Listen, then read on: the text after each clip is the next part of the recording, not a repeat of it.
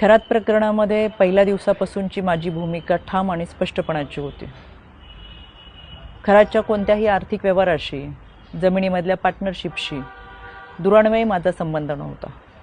मी कधी कोणत्या महिलेला खरातकडे घेऊन गेले नाही, ना माझा आक्षेपार्ह फोटो व्हिडिओ होता।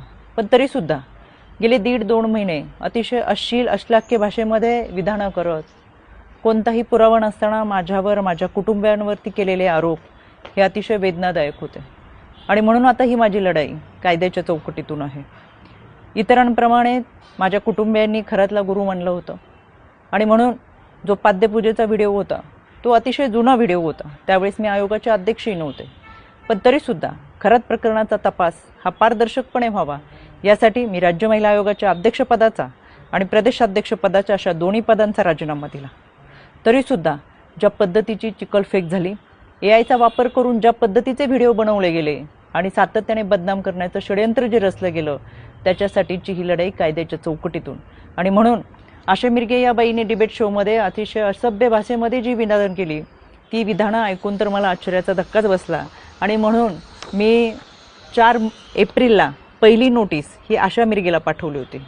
कायद्यापासून पळ काढताना स्वतःचा बचाव करण्यासाठी या बाईने ही नोटीस स्वीकारली नाही, म्हणून पोस्ट ऑफिसच्या माध्यमातून 2दा ही नोटीस परत घरी पाठवली। एकूण 3 वेळा नोटीस पाठवली गेली, पण ही नोटीस या बाईने स्वीकारली नाही। अनक्लेम म्हणून ही नोटीस परत आली आणि म्हणून मला माझगाव कोर्टातून फौजदारी फिर्याद दाखल करावी लागली। माननीय न्यायालयाने याची दखल घेऊन आशा मिरगेला 2 जुलै 2026 रोजी सकाळी 11 वाजता कोर्टात हजर राहण्याची ऑर्डर काढलेली आहे।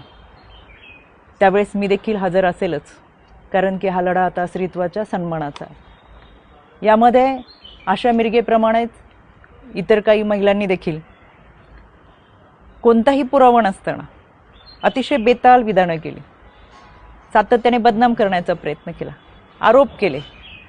कोणताही पुरावा त्या सादर करू शकला नाही। त्या सगळ्यांना 2 दिवसापूर्वी दिल्ली हायकोर्टातून नोटिसा पाठवलेल्या आहेत। दिल्ली हायकोर्टात सुद्धा मी उपस्थित राहणार आहे। हा लढा स्त्रीत्वाच्या सन्मानाचा, इथून पुढे कोणत्याही महिलेच्या चारित्र्यावरती शिंतोडे उडवले जाऊ नयेत यासाठी हा लढा आहे। आणि म्हणून खऱ्या अर्थानं हा महाराष्ट्र छत्रपती शिवरायांच्या विचारांचा महाराष्ट्र, जिजाऊ सावित्री अहिल्या रमाई भीमाईचा महाराष्ट्र। संपूर्ण वस्त्रात असलेल्या स्त्रीला विवस्त्र करण्याचा प्रयत्न या विकृत मनोवृत्तीच्या लोकांनी केला आणि म्हणून या विकृतीच्या विरोधातला माझा लढा आहे। ही लढाई मी निश्चितपणाने लढेल। पहिल्या दिवसापासून जे सांगत आले ते आजही सांगते। सत्य प्रखरतेने तुमच्या समोर आहे। कोणताही पुरावा नाही, कोणतेही दुष्कृत्य गैरकृत्य कधीही केलेलं नाही। इतरांप्रमाणे आम्ही हे आध्यात्मिक गुरु खरातला मानलं होतं, याच्या पलीकडे आमची कोणतीही भूमिका नव्हती। आणि म्हणून हा लढा मी कायद्याच्या चौकटीतून लढते। 2 जुलै सकाळी 11 वाजता आशा मिरगे हाजीर हो, मी स्वतः माझगाव कोर्टात असेल।